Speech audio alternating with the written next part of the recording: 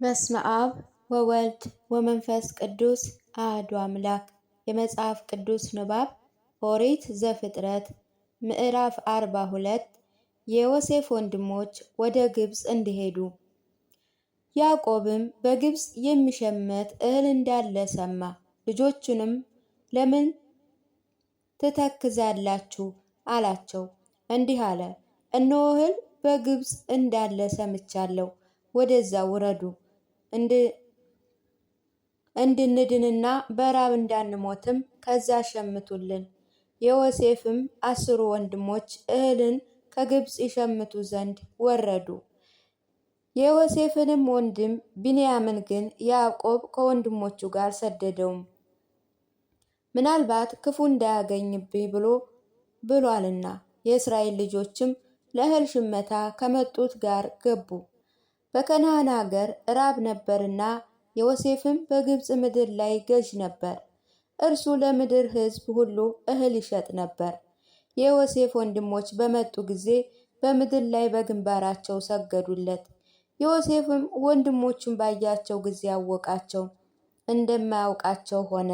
ክፉ ቃልንም ተናገራቸው። እናንተ ከወዴት መጣችሁ አላቸው። እነርሱም ከከነዓን ምድር እህል ልንሸምት የመጣነን አሉት። ዮሴፍ ወንድሞቹን አወቃቸው፣ እነርሱ ግን አላወቁትም። ዮሴፍም አይቶ የነበረውን ሕልም አሰበ፣ እንዲህ አላቸው፣ እናንተ ሰላዮች ናችሁ፣ የሀገሩን ሁኔታ ልታዩ መጥታችኋል።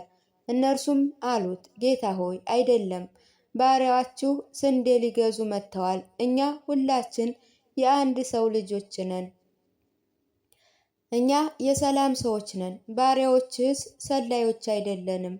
እርሱም አላቸው፣ አይደለም፣ ነገር ግን እናንተ ሰላዮች ናችሁ፣ የሀገሩን ሁኔታ ልታዩ መጥታችኋል።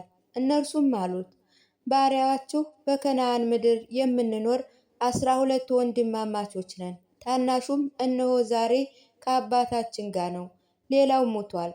ዮሴፍም አላቸው፣ እናንተ ሰላዮች ናችሁ ብዬ የተናገርኳችሁ ይህ ነው።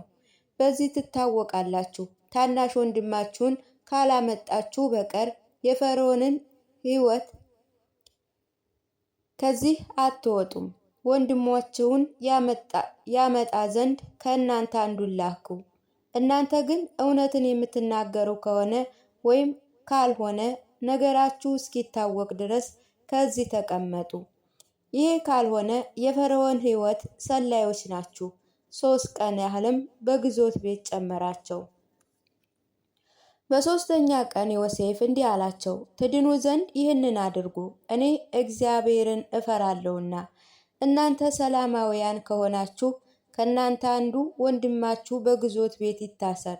እናንተ ግን ሂዱ፣ የሸመታችሁትን እህልም ውሰዱ፣ ታናሹን ወንድማችሁንም ወደ እኔ አምጡ፣ ነገራችሁ የታመነ ይሆናልና። ይህ ካልሆነ ግን ትሞታላችሁ። እንዲህም አድርጉ።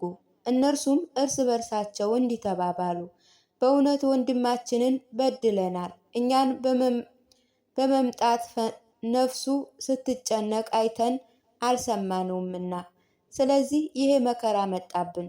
ሮቤል መልሶ እንዲህ አላቸው፣ ብላቴናውን አትበድሉ ብያችሁ አልነበረምን? እኔንም አልሰማችሁኝ። ስለዚህ ነው አሁን ደሙ ይፈልጋችኋል። እነርሱም ዮሴፍ ነገራቸውን እንደሚሰማቸው አላወቁም። በመካከላቸውም አስተርጓሚ ነበርና፣ ዮሴፍም ከእነርሱ ዘወር ብሎ አለቀሰ። ደግሞም ወደ እነርሱ ተመልሶ ተናገራቸው። ስምዖንን ከእነርሱ ለይቶ ወስዶ በፊታቸው አሰረው። ዮሴፍም አይበታቸውን እህል ይሞሉለት ዘንድ አዘዘ። የየራሳቸውንም ብር በአይበታቸው ይመልሱላቸው ዘንድ ደግሞም የመንገድ ስንቅ ይሰጧቸውም ዘንድ አዘዘ። እንዲህም አደረጉ። የዮሴፍ ወንድሞች ወደ ከነዓን መመለሳቸው። እነርሱ እህሉን በአህዮቻቸው ላይ ጫኑ። ከዚያም ተነስተው ሄዱ። ከእነርሱም አንዱ ባደሩበት ስፍራ ለአህዮች ገፈራን ይሰጡ ዘንድ አይበቱን ፈታ። ብሩንም በአይበቱ አፍ ተቋጥሮ አገኘ። ለወንድሞቹም ብሬ ተመለሰልኝ፣ እርሱም በአይበቱ አፍ እነኋት አለ።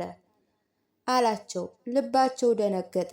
እየታወኩ እርስ በርሳቸው ተባባሉ፣ እግዚአብሔር ያደረገብን ይሄ ምንድን ነው? ወደ አባታቸውም ወደ ያዕቆብ ወደ ከነዓን ምድር መጡ። የደረሰባቸውንም ነገር ሁሉ እንዲህ ብለው አወሩት። የሀገሩ ጌታ የሆነ ሰው በክፉ ንግግር ተናገረን። የምድሪቱንም ሰላዮች እንዲሆን አድርጎ ወደ እስር ቤት አስገባን። እኛም እንዲህ አልነው፣ ሰላማውያን ሰዎች ነን እንጂ ሰላዮች አይደለንም። እኛ የአባታችን ልጆች 12 ወንድማማቾች ነን። አንዱ ሙቷል፣ ታናሹም በከነዓን ምድር ዛሬ ከአባታችን ጋር አለ። የሀገሩም ጌታ ያ ሰው እንዲህ አለን፣ ሰላማውያን ሰዎች ከሆናችሁ በዚህ አውቃለሁ። አንደኛው ወንድማችሁን ከእኔ ጋር ተዉት፣ ለቤታችሁ የሸመታችሁትንም እህል ይዛችሁ ሂዱ። ታናሹንም ወንድማችሁን አምጡልኝ። ሰላማውያን እንጂ ሰላዮች አለመሆናችሁም በዚህ አውቀዋለሁ። ወንድማቸውንም እሰጣችኋለሁ፣ እናንተ በሀገራችን ትነግዳላችሁ። እንዲህ ሆነ። አይበታችንን በፈታን ጊዜ እነሆ ከእነርሱ እያንዳንዱ ብራቸው በአይበታቸው ተቋጥሮ አገኙት።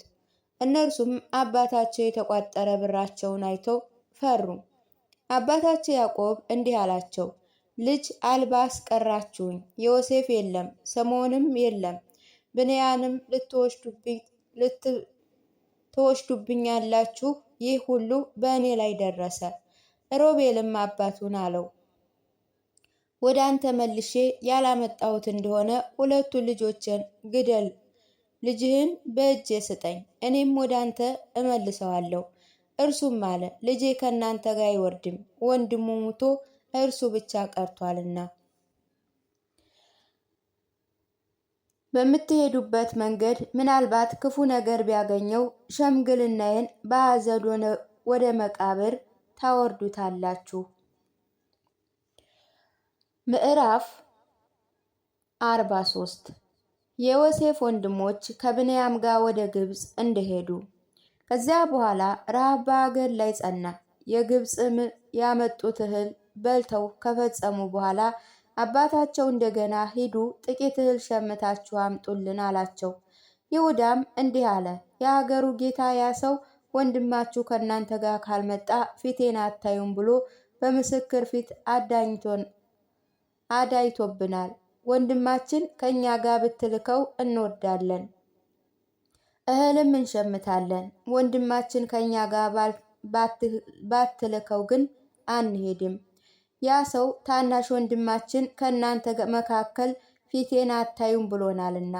እስራኤልም አላቸው፣ በእኔ ላይ ያደረጋችሁት ይህች ክፋት ምንድናት? በዚያውስ ላይ ሌላ ወንድም አለን ብላችሁ ለምን ነገራችሁት? እነርሱም አሉት፣ ያ ሰው ስለኛና ስለ ትውልዳችን ፈጽሞ ጠየቀን፣ እንዲህ አለን፣ ሽማግሌው አባታችሁ ገና በሕይወት ነውን? ወንድምስ አላችሁን? እኛንም እንደዚሁ እንደጠየቀ መለስንለት። በውኑ ወንድማችሁን አምጡ እንዲለን እናውቅ ነበርን?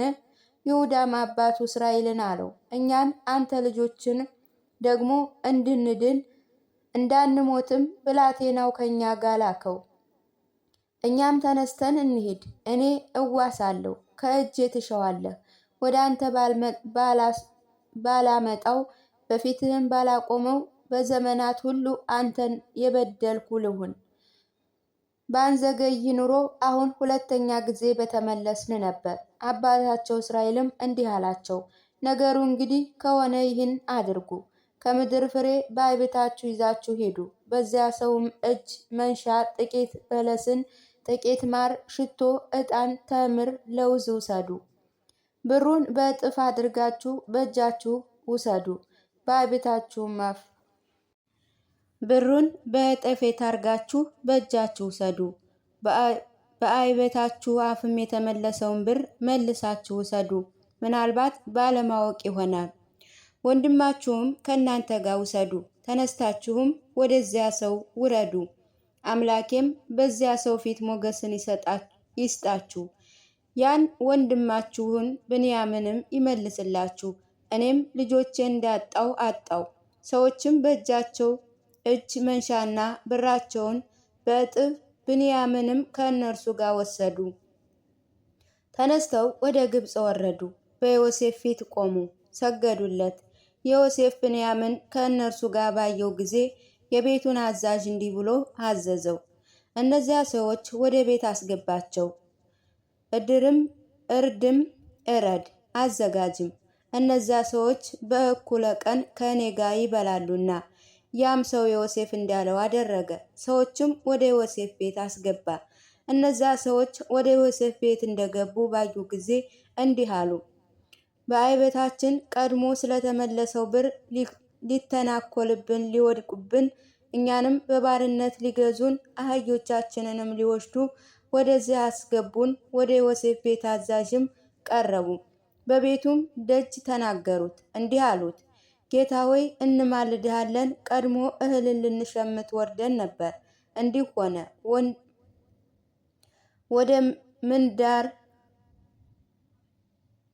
ወደምናድርበት ስፍራ በደረስን ጊዜ አቤታችን ከፍተን እነሆ የእያንዳንዳችን ሰው ብር በዓይበቱ አፍ ነበር። አሁንም ብራችን በእጃችን እንደሚዛኑ መለስኑ። እህል እንሸምትበትም ዘንድ ሌላ ብር በእጃችን አመጣን።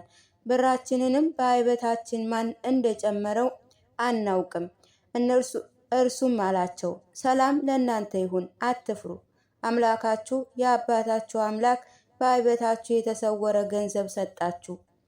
ብራችሁንስ መዝዤ ተቀብያለሁ። ሰሞንም ወደ እነርሱ አወጣላቸው፣ እግራቸውንም ሊታጠቡ ውሃ አመጣላቸው።